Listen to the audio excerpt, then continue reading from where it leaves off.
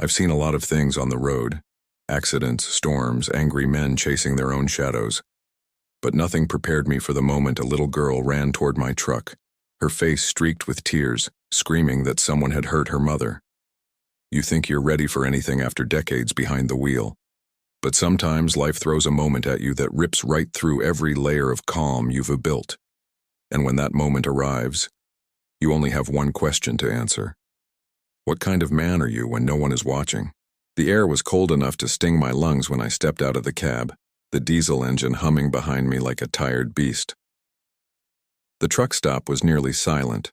No engines, no chatter, no footsteps. Just the distant buzz of a flickering neon sign and the soft crunch of gravel under her tiny shoes as she stumbled toward me.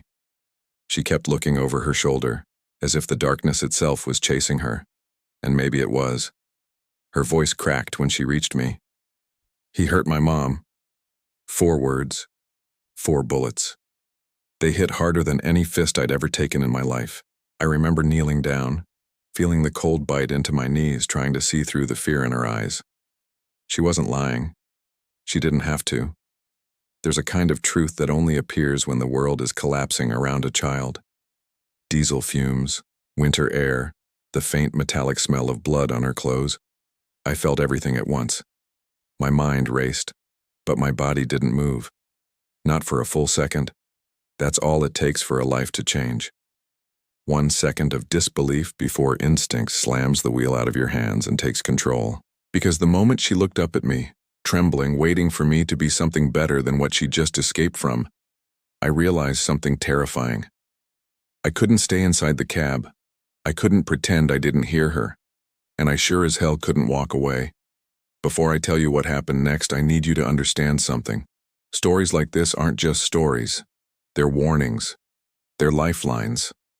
Out here on the road, you learn fast that danger doesn't always roar. It often whispers, hides, waits, and chooses the moment you least expect. And if this little girl hadn't found the courage to run toward my truck, if I hadn't stepped out when she called for help, the ending of this night would have been very different. If you believe stories like this need to be heard, then hit the like button. It helps these moments reach someone who might need them more than you know. She clung to my sleeve like she was afraid I'd disappear if she blinked. Her breath came out in shaky bursts, forming tiny clouds in the cold air. I picked her up. She weighed almost nothing and carried her to the steps of my cab where the wind couldn't have cut through her bones. She kept whispering the same thing over and over. He hurt my mom. He hurt my mom. The repetition carved itself into my chest like someone dragging a knife across wood. I scanned the truck stop. Empty pumps. A dark convenience store. 2 semis parked far off, engines off, drivers asleep. Nothing moved. But the silence felt wrong. Too heavy. Too deliberate. The girl pointed toward the line of old motel rooms behind the fuel station, the kind of place where people go to disappear for a night, or for much longer. Room 7, she whispered. He locked her in. My heart sank. Locked her in. That meant whoever did this was still close. Watching. Waiting. Maybe even expecting her to come back. I straightened up and tucked the girl behind my truck tire, where she'd be hidden from view. No one should have to hide like that. Not a child. A shape shifted behind the motel curtains. A shadow. A man. And he was watching the truck stop like a hunter waiting for his prey to step back into the open. I felt that familiar burn in my chest. The one that shows up when something inside you snaps from fear into purpose. I looked down at the girl, her knees pulled tight to her chest, her eyes wide and glistening in the dim glow of my truck's running lights. Stay here, I whispered. No matter what you hear, don't move. She nodded, but her trembling didn't stop. Kids shouldn't have to be this brave. I started walking toward the motel, boots crunching over gravel, each step heavier than the last. The cold wrapped around me like a warning, but the heat inside my ribs pushed me forward. Room 7. The curtain twitched again. Whoever was inside had seen me. Good. It meant he knew someone was coming, but not who. Men like that. Men who hurt women, hurt children, they always think they're the biggest thing in the room. They never expect a trucker to challenge them. They think we're just passing through. The hallway leading to the rooms was narrow, dimly lit by a single buzzing light that flickered like it was afraid of the dark too. As I approached room 7, I could hear something faint on the other side of the door, a muffled cry. A woman's. Fear shapes sound differently, makes it sharper, makes it travel through walls like it's begging to be heard. I placed my hand against the doorframe. It was trembling, or maybe that was me. Then I heard footsteps inside, slow, deliberate, heavy. The kind of footsteps that belong to a man who thinks he owns the world and everything in it. A shadow crossed under the door, pacing back and forth like a caged animal deciding whether to attack or wait. My jaw tightened. Every instinct screamed that time was running short. I knocked once, loud enough for him to know it wasn't his imagination, loud enough for him to feel the shift in power.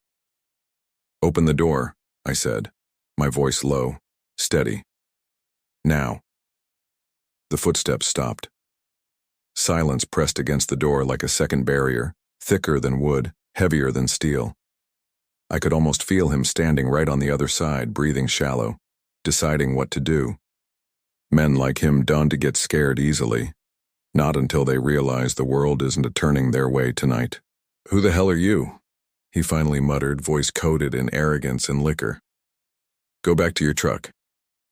"I'm not leaving," I answered. My reflection stared back at me in the thin motel window beside the door. Tired eyes, jaw locked, shoulders squared. I wasn't armed, but I didn't need to be. Justice doesn't always come with a badge or a gun. Sometimes it shows up in diesel-stained boots and a resolve that's been sharpened by years on the open road. A loud thud rattled the door, followed by a woman's whimper. That was enough. I stepped back and planted my heel hard against the thin wooden panel. The door shuddered violently but didn't give. Motels like this don't invest in good locks. They invest in ones that jam. I kicked again, the frame cracking, splinters flying in the cold air. "Open it," I repeated louder this time. "Or I'll open it for you." Inside, something crashed. Glass, maybe a lamp. And then a scream tore through the room. The little girl's mother. That sound cut deeper than any knife could. I didn't wait for another signal. I planted myself, braced, and slammed my shoulder into the door with everything I had. The frame exploded inward, sending the cheap lock spinning across the room like a broken tooth. The man stood in the center of the room, towering over a woman curled on the floor.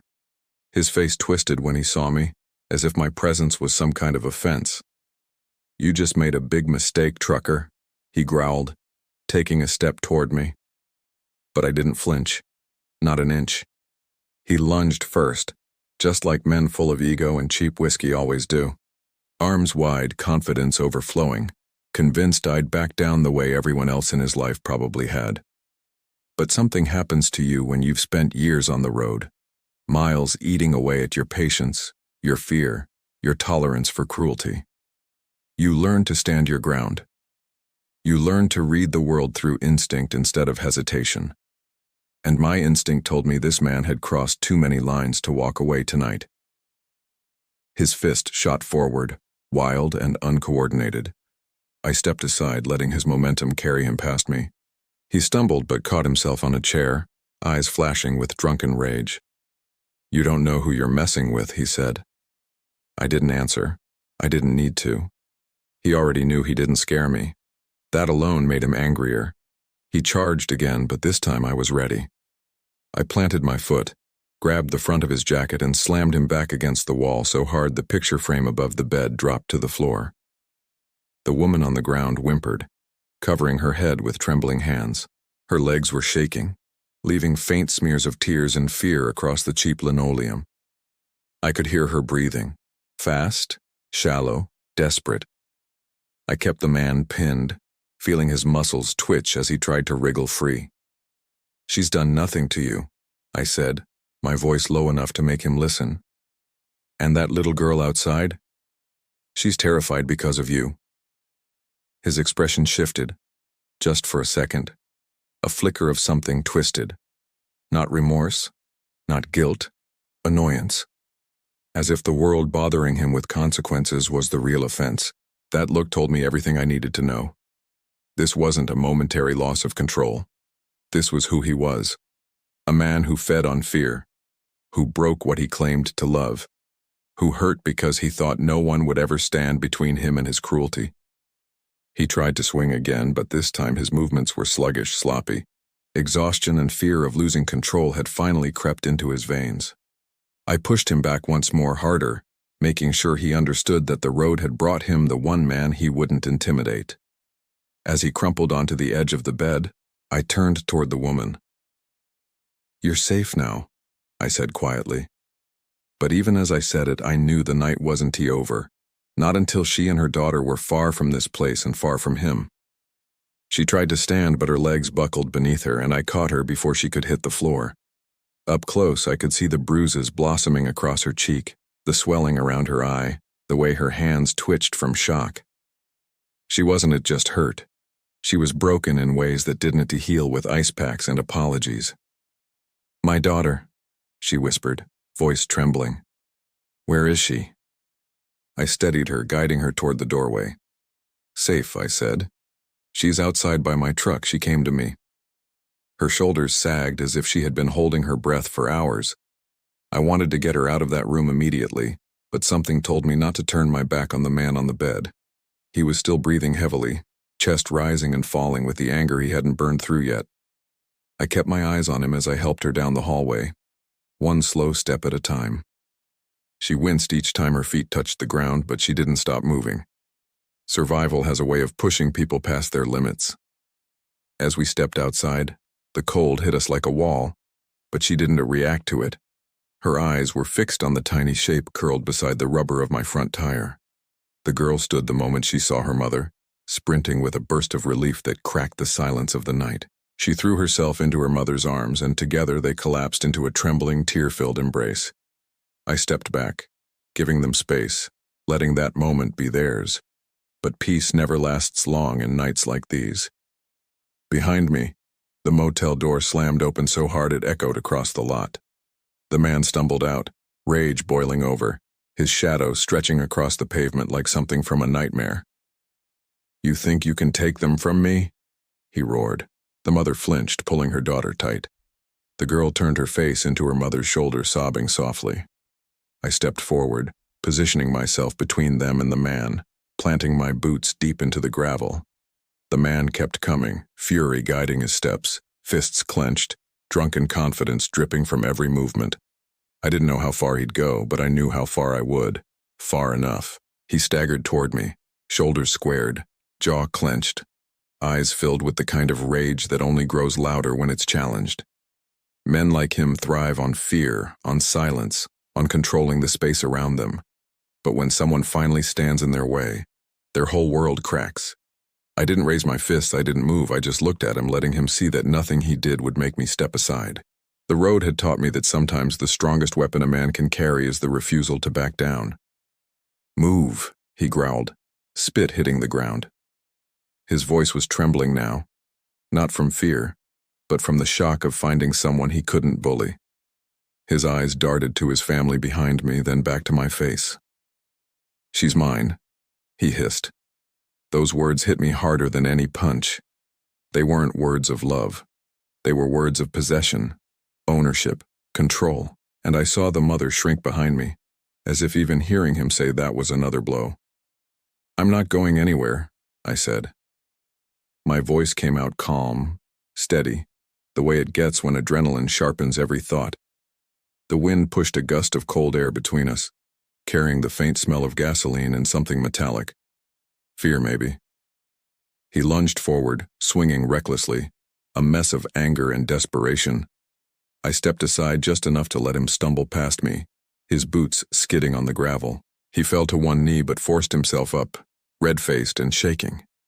He charged again, but this time his movements were slower, dragged down by exhaustion, alcohol, and the sudden realization that he was fighting a battle he couldn't win. I grabbed his jacket, pulling him close enough for him to see the anger burning behind my eyes. "You're done," I said quietly. You won't touch them again." He struggled, but the fight was draining out of him. His breathing became ragged, his legs unsteady, his pride unraveling with every passing second. I pushed him back, not to hurt him, but to end this. He fell onto the cold pavement, breath puffing white in the night air. He looked up at me as if finally understanding that the world he'd ruled with violence had just collapsed. Behind me, the mother's sobs turned softer, shifting from terror to relief. The girl peeked around her mother's arm, eyes wide, watching the man who had once controlled their every move now sitting defeated in the dirt. He stayed on the ground, breathing hard, eyes darting between me and the woman he'd terrorized. The fight was bleeding out of him, replaced by something uglier: fear of losing control, fear of consequences, fear of being exposed. "You don't understand," he muttered, wiping blood from his lip. She makes me angry." The mother flinched as if the words alone were another slap. That's how abusers speak, twisting blame into shapes that fit their own comfort. He wasn't sorry. He was cornered. I stepped between him and the small family again, not because I feared he'd get up, but because he didn't deserve to see the relief forming on their faces. "You hurt her," I said, my voice low.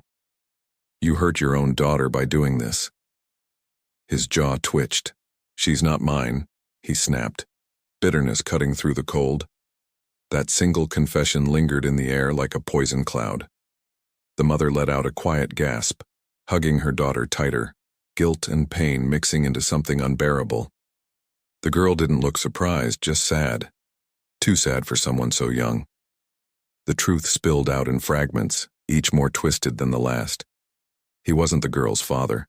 He barely knew them before moving in. He'd taken over their lives piece by piece. Money, freedom, dignity, until the mother couldn't breathe without asking permission. She had tried to leave before, but every attempt ended the same way: threats, broken things, bruises that never healed fast enough. And tonight, he had finally gone too far. "She tried to run again," he said, "so I locked her in." His words were casual, like he was describing closing a window, not caging a human being. The mother cried harder, burying her face in her daughter's hair. The girl touched her mother's cheek gently, as if she were the adult comforting the child. It broke something in me. I'd seen a lot on the road: stranded drivers, lost travelers, people crying behind the glow of diner lights. But this? A mother and daughter surviving a man who fed on their fear. That wasn't just cruelty. That was a storm that had been building for years. I pulled my phone from my pocket, fingers numb from the cold and adrenaline. "This ends tonight," I said. "I'm calling the police." He tensed, knowing what that meant. But he didn't move. He couldn't. Not with the weight of the night pressing down on him, and the truth he'd spilled hanging in the frigid air. The mother looked at me with eyes full of gratitude and exhaustion, the kind of gratitude that comes from realizing someone finally showed up when no one else ever had. The police arrived faster than I expected for a place so forgotten by the world. Their flashing lights painted the gravel in streaks of red and blue, cutting through the night like blades. 2 officers stepped out, hands resting near their belts, eyes scanning the scene with the caution that only years of late-night calls can teach. I raised my hand slightly, showing them everything was under control. The man on the ground tried to stand as they approached, but his legs gave out. The truth had drained him more than any punch ever could. The mother clung to her daughter, both of them shaking as the officers helped them into the backseat of a patrol car, not to arrest them, but to warm them up, to keep them safe. The girl kept glancing back at me through the frosted window, her small hand pressed to the glass. I nodded at her, hoping she'd understand that this night didn't define her future. One of the officers came over and listened as I explained everything: how the little girl had run to my truck, what she had said, what I'd seen in the motel room, what the man had confessed. The officer's jaw tightened. He had children of his own. You can always tell. They lifted the man from the ground and walked him toward the other patrol car. He yelled, cursed, blamed everyone but himself, but no one listened anymore. His voice had lost its power. He didn't look back at the mother and daughter. He didn't dare. When the door slammed behind him, The sound echoed across the lot like closure, like the kind of ending people pray for, but rarely get.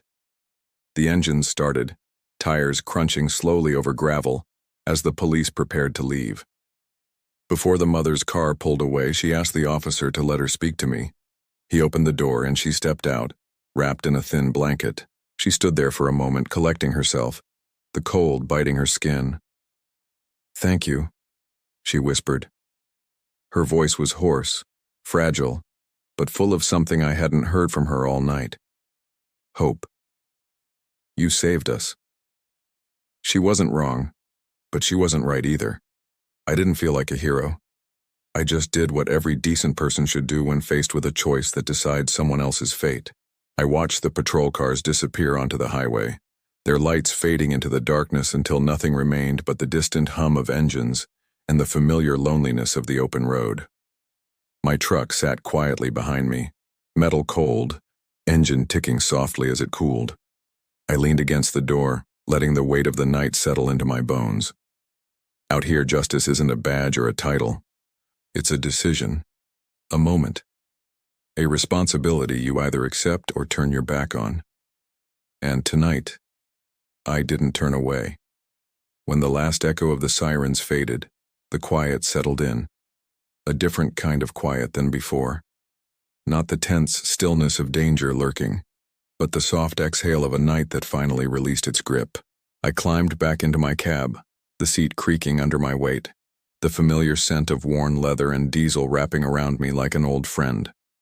I rested my hands on the steering wheel, feeling the cold metal pulse slowly back to life as the engine rumbled awake. The road stretched ahead, dark and endless, just the way I've always known it. I replayed the night in my mind. The little girl's trembling voice, the mother's desperate eyes, the man's twisted pride. The moment everything could have gone wrong but didn't. It reminded me of something the road teaches you over and over again. Being in the right place at the right time isn't luck. It's responsibility. Maybe that's why truckers see so much. Because we're always moving, always crossing paths with people who need someone to stop, to listen, to act. And sometimes, the world puts you exactly where you're needed, even if you don't understand why. As I pulled out of the lot, the neon sign flickered above the empty pumps, casting long shadows across the pavement. A place like this holds 1,000 stories, most of them forgotten as soon as the sun rises. But not this one. This one would stay with me, not because I was the one who stepped in, but because a little girl believed a stranger on the road could save her. That kind of trust, and it changes a man. It makes him wonder how many other lives are holding on by a thread, waiting for someone to notice. The headlights carved a path through the darkness, illuminating the thin white lines that divided the highway. Mile after mile, the hum of the engine smoothed the rough edges of my thoughts. Somewhere out there, that mother and daughter were finally safe, finally breathing without fear. And somewhere out there, another story was waiting. Another cry for help. Another shadow hiding behind the glow of a truck stop. Another moment that could break a life or save it. The road never stops. Neither do the people who need someone watching. If you stayed with me through this story, then you understand why voices like theirs matter. Why stories like this can't be buried under the noise of the world. So if this moved you, even a little, hit the like button. It helps stories of courage reach people who need to hear them. Subscribe to the channel if you want to travel with me on the nights ahead, because out here every mile holds another story, another life, another chance to do what's right. And if you're ready, climb in. We've got a long road ahead.